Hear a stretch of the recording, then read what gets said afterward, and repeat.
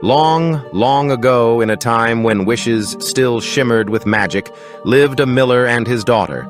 He was poor, but she was so breathtakingly beautiful that even the sun, a seasoned traveler of the skies, did a double take whenever his golden rays touched her face. One fateful day, the miller, puffed up with false pride, stood before the king. "Your Majesty," he boasted, "my daughter, she can spin gold from straw." The king, whose eyes gleamed with an insatiable hunger for riches, leaned forward. "Gold from straw, you say? A skill that pleases me indeed. Bring her to my castle tomorrow. We shall put her to the test." The next morning, the terrified girl was led through echoing stone halls. The king, a chilling smile playing on his lips, pushed her into a vast room, overflowing with mountains of dry, brittle straw. He thrust a spinning wheel and spindle into her trembling hands. "Now, girl," his voice boomed, chilling her to the bone, "spin this straw into gold by dawn, or you shall die." The heavy oak door slammed shut, plunging her into a suffocating silence. Alone in the cavernous room, surrounded by the impossibly tall mounds of straw, the poor miller's daughter felt a cold dread creep up her spine. Spin gold from straw? It was a fantasy. Despair swelled within her, hot tears streaming down her face, echoing silently in the vast emptiness. Then, a sudden, soft creak. The door impossibly opened.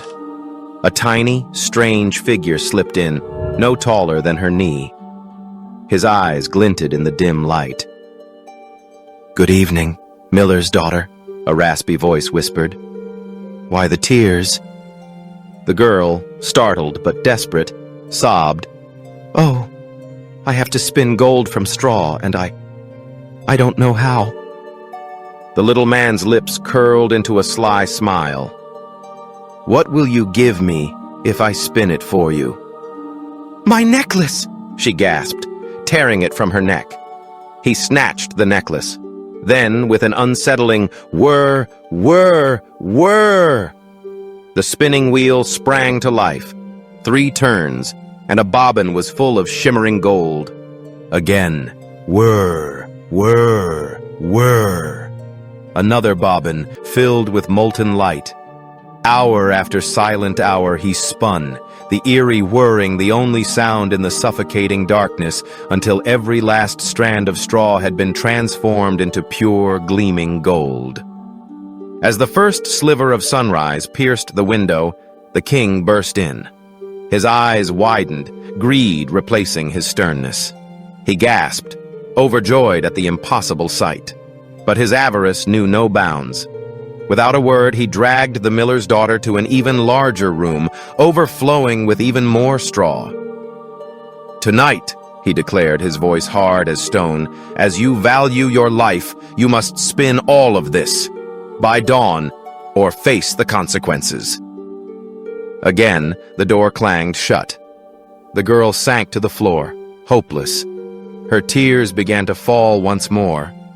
Just then, the door opened, and the little man reappeared, a chilling familiarity in his eyes.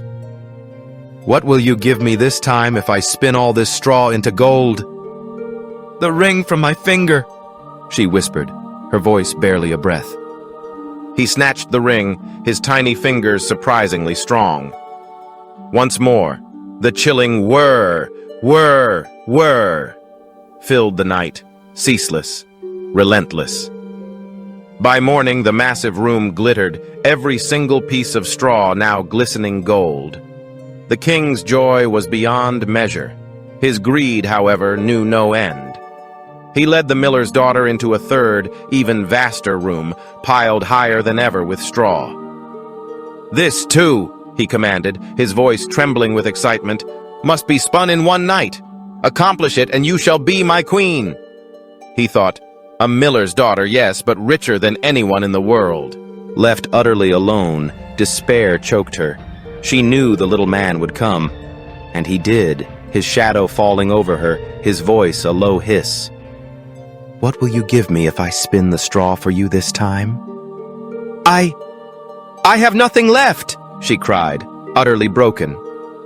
The little man's smile widened, revealing tiny, sharp teeth. Then you must promise me, your first child, after you are queen. My child? She thought, a cold fear clutching her heart. But who knows if that will even happen? Desperate, with no other choice, she nodded, agreeing to his terrifying demand. He began to spin, the whir, whir, whir, now sounding like a sinister lullaby until all the straw was gold. The next morning, the king arrived, his eyes gleaming. Everything was done. Without delay, he ordered the wedding. And so, the miller's beautiful daughter, haunted by a terrible secret, became a queen. A year later, a beautiful child, tiny and perfect, came into the world.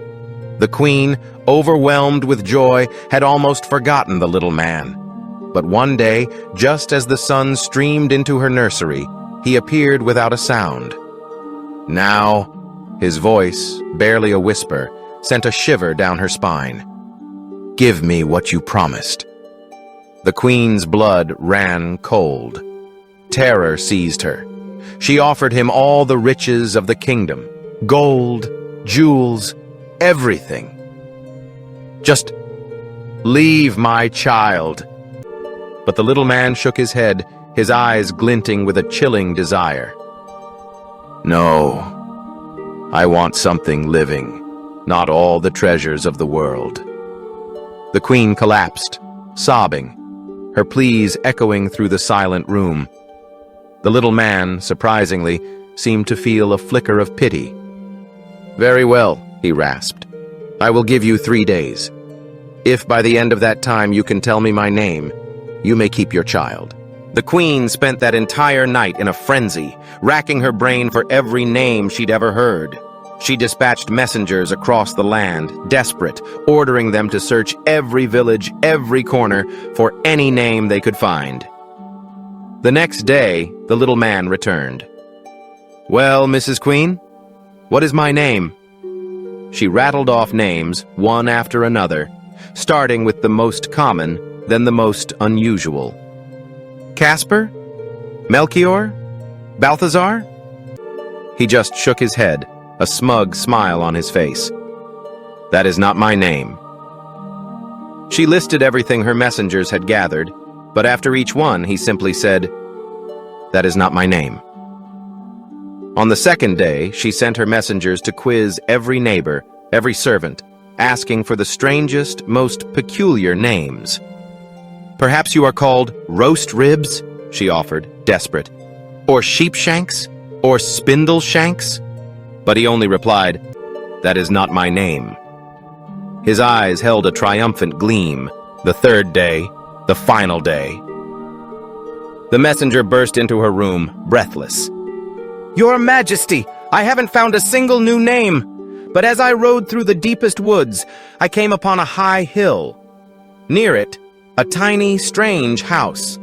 Before the house, a fire burned, and around that fire, a comical little man danced.